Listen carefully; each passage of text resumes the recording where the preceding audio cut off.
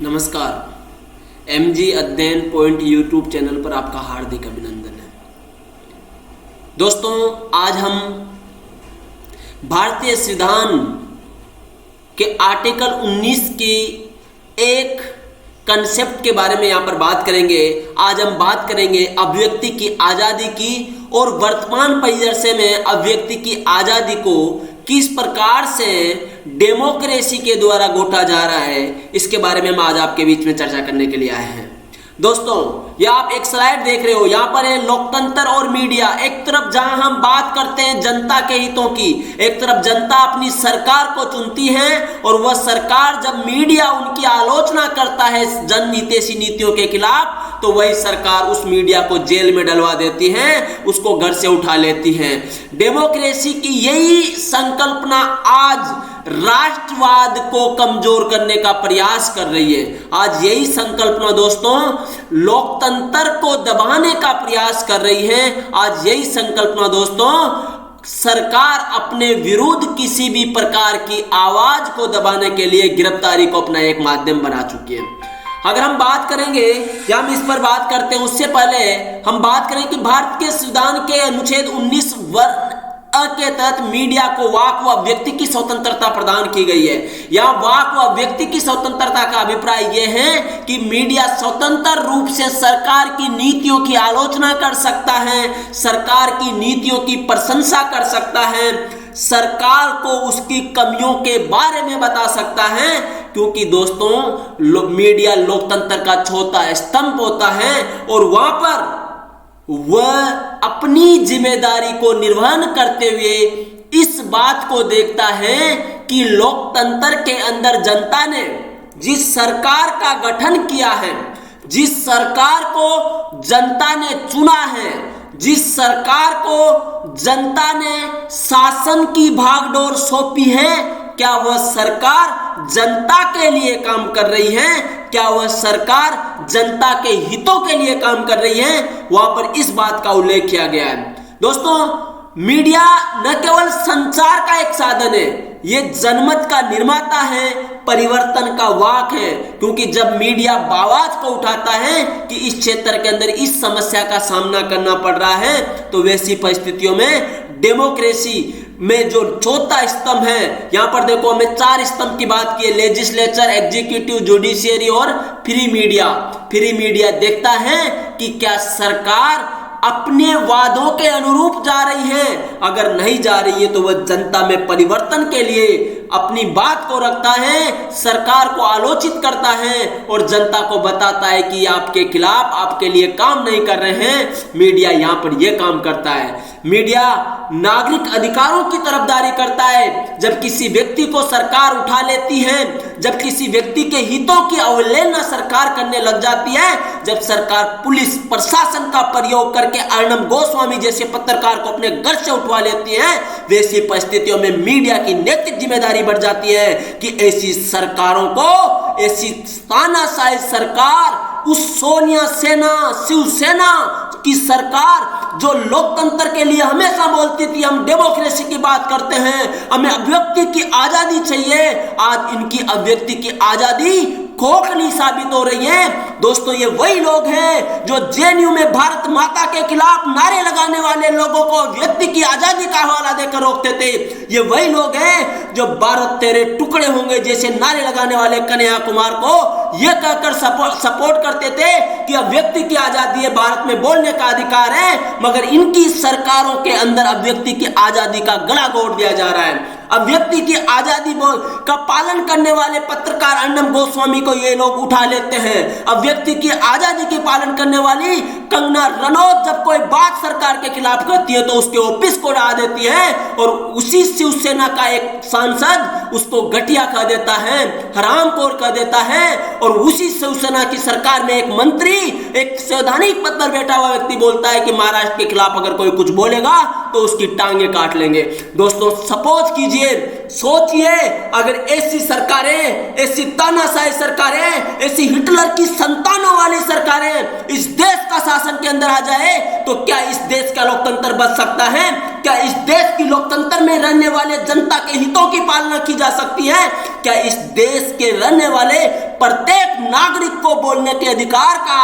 अपना पालना हो सकती है, ये देखने वाली बात है। दोस्तों, ये वही लोग हैं जो तानाशाही रवैया अपनाते हैं, ये वही लोग हैं जो आजादी की संकल्पना को पहले बड़ा चढ़ाकर अपने हितों के लिए बढ़ाते हैं, मगर जब दूसरे लोग आजादी के व्यक्ति की बात करते हैं, जब दूसरे लोग इनके खिलाफ बोलने के लिए आगे आते हैं, तो ये वही लोग हैं जो उनको रोकने का प्रयास करते हैं। ये वही लोग हैं जो महाराष्ट्र को सीरिया बनाने की तरफ ले जाते हैं। ये वही लोग हैं जो आजादी के नाम पर जनता को गला घोटने का काम कर रहे हैं। दोस्तों, हमें जगना होगा, हमें उठना होगा, हमें लड़ना होगा, क्योंकि जब तक हम नहीं लड़ेंगे ऐसी तानाशाही सरकारें हमारा शोषण करती रहेगी, हमारी अभिव्यक्ति की आजादी का गला घोटती रहेगी। और क्या आपको लगता है इस इतिहास में, भारत के इतिहास में आजादी के बाद सबसे काला साल जो माना जाता है 1975 माना जाता है, जब इमरजेंसी लगा दी थी इंदिरा गांधी जी ने, और इमरजेंसी लगाकर सारे नेताओं, सारे व्यक्ति की आजादी का गला घोट दिया था।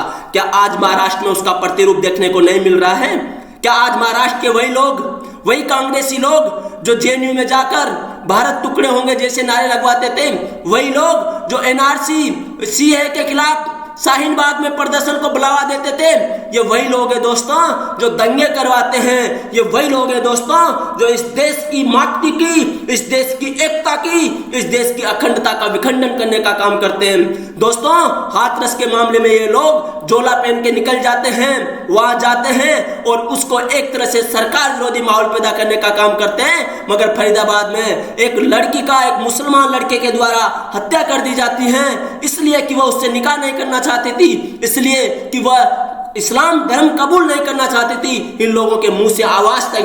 नहीं निकलती है। दोस्तों, वही कन्हैया कुमार, वही रईस कुमार जो हर बात में व्यक्ति की आजादी की बात करके आगे बोलते थे, वही यही लोग जो हर बात में मोदी सरकार को कहते थे व्यक्ति की आजादी है, हम बोलने नहीं देंगे, हमें रोकोगे। आज इन लोगों की चुप्पी क्या कहती है? क्या ये कम्युनिस्टी या क्या ये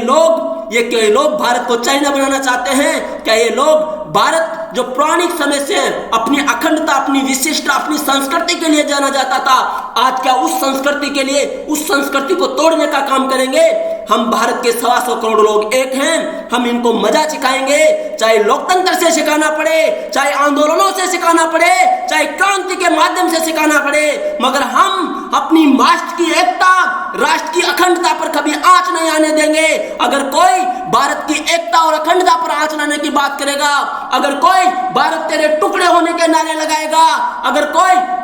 कश्मीर के सेपरेशन की बात करेगा, कोई हमारे सेना के जवानों की एयर स्ट्राइक पर सवाल उठाएगा, हम उनको मजा सिखाएंगे, चाहे हमें प्रोटेस्ट के माध्यम से सिखाना पड़े, चाहे हमें वोटिंग के माध्यम से सिखाना पड़े, या फिर हमें इनके खिलाफ सड़कों में उतरकर भूख हड़ताल करके,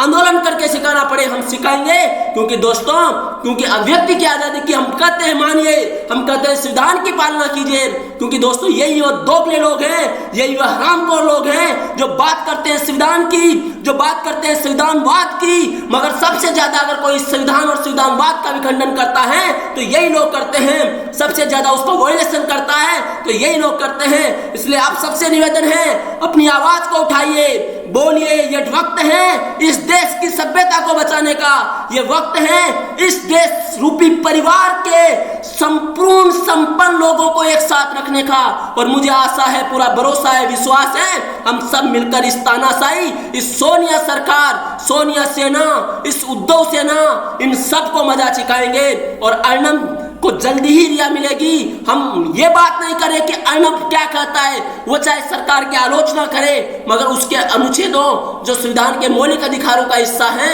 जो उसका मीडिया की, प्रेस की स्वतंत्रता की बात है, उसकी पालना होगी। चाहे सरकार वो मोदी जी की आलोचना करे, चाहे वो उद्धव की आलोचना करे, या फिर सोनिया सेना की आलोचना करे, क्योंकि स्वीकार करना होगा, आपको अधिकार है दूसरों की आलोचना करने का, मगर आपके ऊपर कोई, आपकी कोई आलोचना करे तो वहां पर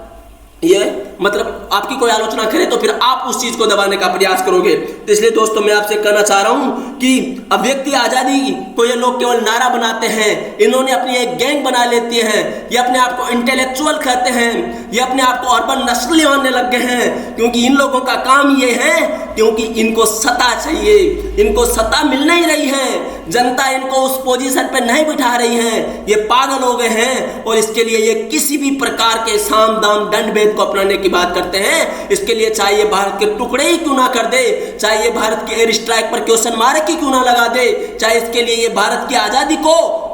खत्म क्यों ना कर दे, या ये भारत के अंदर आंतरिक रूप से कमजोर करने का, दंगे फसाद करवाने का प्रयास ही क्यों ना कर ले, मगर दोस्तों हमारे भारत की जनता, हम सब लोग मजबूत हैं, हम इनके दोहरे चरित्र को समझते हैं, हम ये भी देखते हैं कि भारत इनके हाथों में सुरक्षित है, भारत को कौन सुरक्षित रख सकता है। इसलिए आप सभी से निवेदन है, इन ऐसी तानाशाही रवैयों के खिलाफ आवाज उठाइए, क्योंकि हम भारत की एकता अखंडता पर विश्वास करते हैं, हम भारत के संविधान पर विश्वास करते हैं, हम भारत के लोकतंत्र पर विश्वास करते हैं, और हम इस विश्वास की पालना करते हुए इस उद्धव सरकार, इस सोनिया सेना को भी जवाब चखाएंगे, और हम उन लोगों को भी जवाब बताएंगे जो भारत के टुकड़े होने की बात करेंगे, जो भारत की एकता अखंडता पर क्वेश्चन मार्क लगाएंगे, जो भारत की विविधता को समाप्त करने की बात करेंगे। धन्यवाद दोस्तों, अगर वीडियो पसंद आया तो लाइक शेयर सब्सक्राइब करना ना भूलें। Thank you so much.